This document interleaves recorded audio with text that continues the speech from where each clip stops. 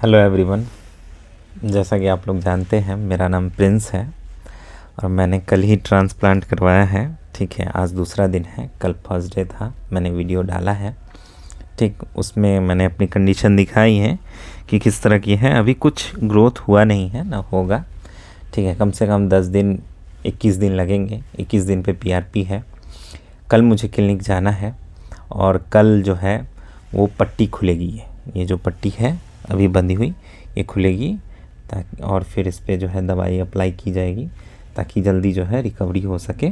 ठीक ना, जो भी ज़ख्म लगे हैं उसके। अभी क्या कंडीशन है कि अभी थोड़ा मेरा सर जो है वो बड़ा हो चुका है पहले से, क्योंकि सूजन आ चुका है, सूजन आया हुआ है। क्योंकि मैं छूता हूँ यहाँ पे, ऐसे थोड़ा दबाता हूँ तो दर्द होता है। ठीक है, और सोने में बहुत तकलीफ़ होती है। मतलब आप एक ही मुद्रा में सोएंगे ऐसे सीधा लेट के, और फिर आपको तकलीफ़ होगी। आप ना ऐसे मुड़ सकते हैं ना ऐसे मुड़ सकते हैं, एज़ इंस्ट्रक्टेड, मतलब जैसा डॉक्टर ने बोला है। ठीक है।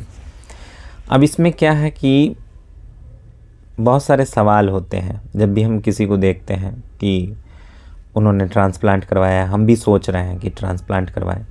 तो कुछ जो सवाल हैं वो बेसिक मैं अपने हिसाब से उठा के आपसे बात कर लेता हूँ। ठीक है, उस सवाल के ऊपर जैसे मुझसे पूछा, मतलब वहाँ पे जो लोग मुझे मिले, कि कैसा रहा प्रोसेस, कौन सा आपने टेक्निक यूज़ करवाया था, और फिर क्या दर्द हुआ था, पेन हुआ था या नहीं, या स्मूथली एकदम चल रहा था, या ये भी पूछते हैं कि कितना कॉस्ट लगा आपका। ठीक है, तो मैं ये 4 चीज़ें आपको बताने वाला हूँ। ठीक, पहले तो कि प्रोसेस कैसे चलता है। ठीक है, देखिए प्रोसेस ऐसे चलता है कि आप गए किसी क्लिनिक पे, ठीक है, आपने अच्छे से रिव्यू देख लिया सारा चीज़, या किसी से मिल चुके हैं। जैसे मैं अभी वीडियो बना रहा हूँ, आप किसी की वीडियो देख के गए, उसने क्लिनिक का नाम बताया, आप वहाँ गए, आपने फिर वहाँ पे चूज़ कर लिया कि ठीक है फ़लाने ने ये टेक्निक अपनाई थी तो उनका रिज़ल्ट अच्छा रहा, तो मैं भी ये टेक्निक के साथ जाऊँगा। ठीक है, फिर आप गए तो पहले आपका ब्लड टेस्ट करेंगे वो लोग। ब्लड टेस्ट में सब कुछ अगर ठीक रहा, नॉर्मल रहा, तो उसके बाद फिर वो आगे बढ़ेंगे। ठीक है, आगे बढ़ने में आपका क्या करेंगे कि आपको ऑपरेशन थिएटर में लेके जाएंगे। ठीक, तो समझिए कि 2 घंटे का प्रोसेस है जिसमें आपके ग्राफ निकाले जाएंगे। ग्राफ जो होता है हमेशा आपका जो रिसीवर एरिया है, ठीक है, उसके हिसाब से होता है। अगर आपका कम एरिया कवर करना है तो फिर कम ही ग्राफ निकालेंगे। ठीक, मोस्टली आपके पीछे से ही निकालते हैं, पीछे का जो एरिया है सर का, वहाँ से निकालते हैं। और फिर उस ग्राफ को कल्चर करते हैं वो लोग। उसके बाद फिर इम्प्लांट के लिए छेद करते हैं रिसीवर एरिया में। ठीक है, डोनर एरिया से ग्राफ निकाल के रिसीवर एरिया में छेद करते हैं काफ़ी माइन्यूटली। ठीक ना, उसको छेद करते हैं अच्छे से, निशान पहले से लगा के इस पर, ठीक, उस एरिया में छेद करते हैं। छेद करने के बाद ये सब होता है एनेस्थीसिया दे के आपको। ये सारा जो प्रोसेस चलता है ना, वो एनेस्थीसिया दिया जाता है। कम से कम आपको 10 से 15 तो सुई देते हैं। ठीक है, एनेस्थीसिया का एकदम लोकल एनेस्थीसिया देते हैं जिसमें ये सुन्न हो जाता है पूरा। ठीक है, और अगर ऊपर वाले की कृपा रही तो सारा सुन्न रहेगा तो कुछ पता नहीं चलेगा आपको।